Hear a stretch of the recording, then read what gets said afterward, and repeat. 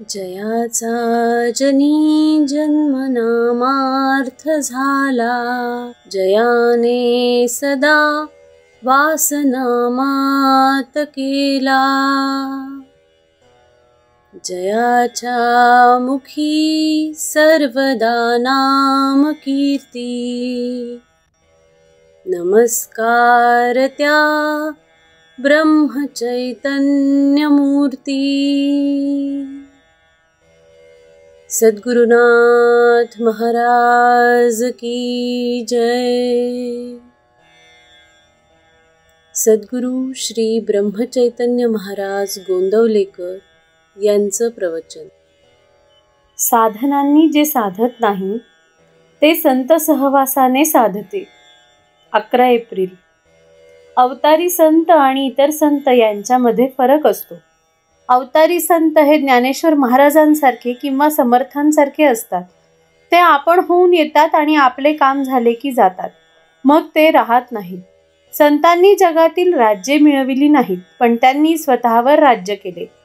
चमत्कार करणे हे संत लक्षण नव्हे. चमत्कार सहजगत्या होतील तर होवोत. चमत्कार दाखवावा म्हणून संत चमत्कार करीत नाहीत. संतांची निंदा किंवा अपमान करू नये. त्यांची परीक्षाही पाहू नये. कोणाचेही वाईट चिंतू नये. दुसऱ्याचे हित करावे, हितच चिंतावे. उत्तम हित नामा वाचून अन्य कशातही नाही. म्हणून अखंड भगवन नाम जपणे ही संत संगतच आहे. सद्विचार ही एक सत्संगतच आहे. ध्यान, स्मरण, मनन आणि सद्ग्रंथ वाचन यामुळे संतांची गाठ पडून त्यांच्याशी समागम होणे शक्य होईल. संत समागमात राहून विषय मागणे हे समागमाचे रहस्य नाही. एकुलत्या एका मुलाने अफूच्या गोळीसाठी हट्ट धरला तर आई त्याला ती गोळी देईल का? जर तिने ती दिली तर ती खरी आईच नव्हे. त्याप्रमाणे जो विषयाचे प्रेम देईल तो खरा संत नव्हे. संताला विषयाचे प्रेम असत नाही. इतकेच नव्हे तर त्याचा माणूस विषयात राहिला तर त्याच्या हृदयाला पीळ पडतो. कुत्रा हाड चघळीत असताना आपल्याच तोंडातले रक्त पिऊन ते त्या हाडातून येते आहे असे समजतो आणि शेवटी त्यातच मरतो. हे पाहून जितके वाईट वाटेल त्याच्या 10 पट नव्हे अनेक पट आपण विषयमग्न असलेले पाहून संतांना वाईट वाटते. संतांनी खरे भगवंताला जाणले. जिज्ञासू शिष्य भेटला तर संताला आपले स्वतःचे सार्थक झाले असे वाटते. साधनांनी जे साधत नाही ते संतांच्या सहवासात राहिल्याने साधते. मनुष्य जितका निस्वार्थी तितकी त्याची भाषा व्यापक असते. तुमच्या आमच्या घरातले लोक सुद्धा आपले ऐकत नाहीत, पण संतांची वाणी सर्व जगावर परिणाम करते. कारण ती सर्व व्यापक असते. ती अत्यंत तळमळीची असते.